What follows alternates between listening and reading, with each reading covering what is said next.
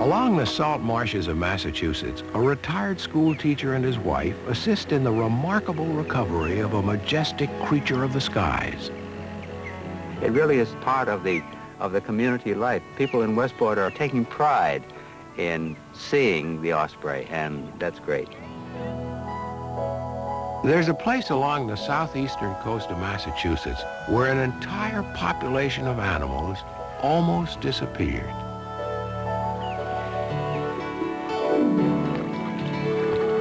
But now the osprey is back, returning each spring to show off its skills as a master fisherman. The osprey once again has a home along the tidal marshes of the Westport River, largely because of Gil and Joe Fernandez. For 25 years, they have counted, banded, and studied hundreds of osprey. Not long ago, there were over 1,000 pairs nesting between New York and Boston, one of the largest populations in North America. By 1970, only 90 pairs were left. The pesticide DDT was thinning the shells of the osprey's eggs, and the future of the birds was uncertain. Scientists call the osprey an indicator species. Their demise signaled that something was wrong in the environment. Then DDT residues began to show up in humans, and in 1972, the pesticide was totally banned. But still, the osprey faced problems. A boom in coastline development meant the loss of good nesting trees. And even worse, along the shoreline where the ospreys had nested, the population of predators like raccoons and owls increased dramatically. The osprey chick stood little chance of survival. It was about a week ago, I think, that we checked here, and she did have 2 young in the nest. Gil and Joe Fernandez built nesting platforms in the open marsh where the osprey would be safe from predators.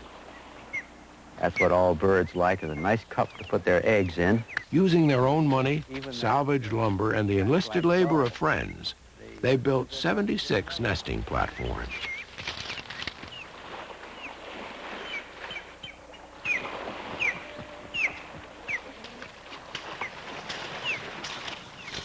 There's a lot of that flower that you like in here, dear.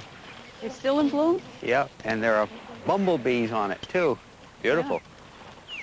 With a mirror on the end of a pole, they check the condition of the young osprey in one of the nests. Here we are. How's that? I ought to be able to see the birds from here. Okay, up here it a little goes. higher. Is that high enough? That's fine, right there. Okay. And now turn it to the north a little bit. All right. What do you find?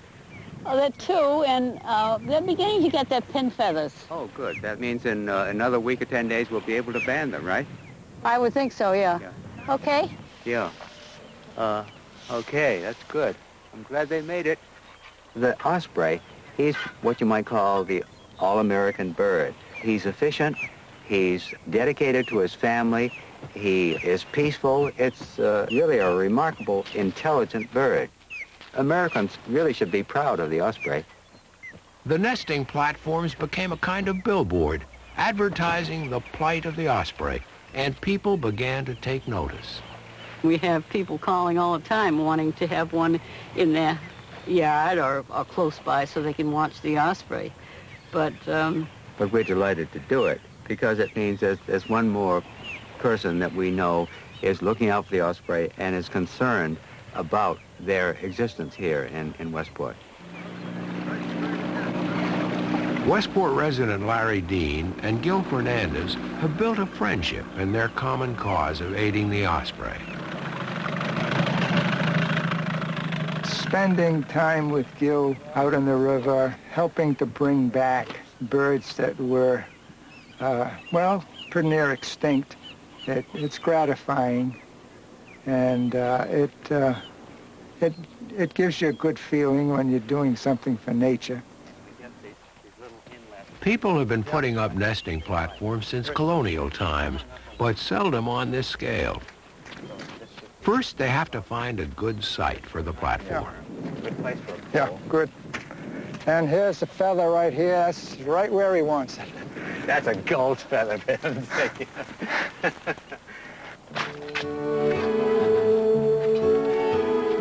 When I was a little kid, about probably 10 years old, I'd be out in the river quahogging, and I'd see these birds soaring around, and then they'd fold up their wings and plunge down. Beautiful sight. I didn't know what they were called, but I knew that they were beautiful.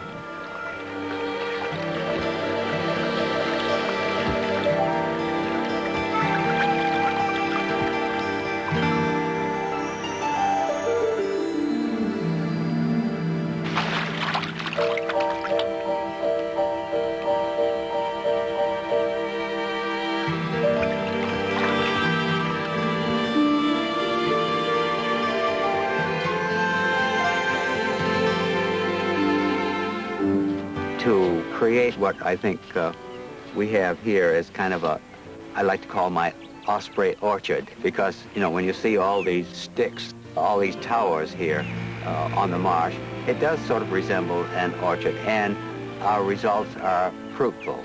They bring forth their youngsters, and they enrich the world.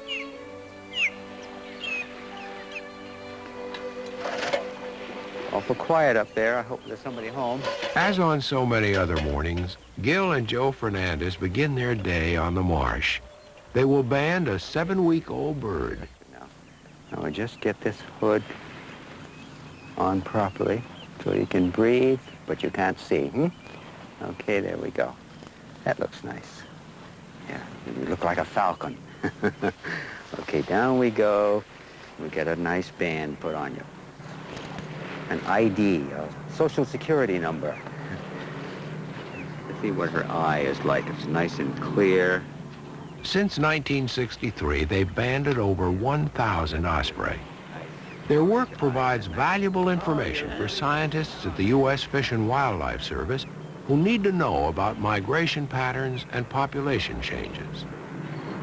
Get you with those talons. Oh, she already has. Easy. Today, the osprey may be warning us of new problems in the environment as plastic and other garbage shows up in their nests. In the old days, the ospreys were used as an indicator of DDT pollution. Now, they are an indicator of the pollution of the bay, of the shores, of the rivers. It indicates that our waters are becoming predominantly productive of trash rather than natural things. We'll wake up all of a sudden. There we are. How's that? You didn't like that hood, did you? Oh, here's some of that darn monofilament line that we've been finding in nests. This is really bad for ospreys. They get all tangled up in it. You be good. You come back and see us in 3 years, You're beautiful, yes. We want you to come back and visit with your cousins and your brothers and sisters and your mother and father. Everybody's here next year. Well, let's see, that was Henry South, July 31st. So that means that we've banded this year 116. That's the best we ever did. It is. That's great. And we still have 2 more to go down at the number 7 platform. Oh, that's wonderful. In a couple of weeks. Right. Protection of migratory birds like the osprey is more than a local problem. For when the young birds leave their nests, they fly to the West Indies and South America. 2 to 3 years later, they return as mature birds. But the mortality rate is high. Of all those who fly south, only 35% return. We begin to become a little bit anxious because we may be getting reports back from banded birds that are found, shot, killed, whatever. Human technology almost destroyed a graceful bird. Now human concern is helping to assure its survival. More than 400 pairs of osprey now nest in the marshes between New York and Boston.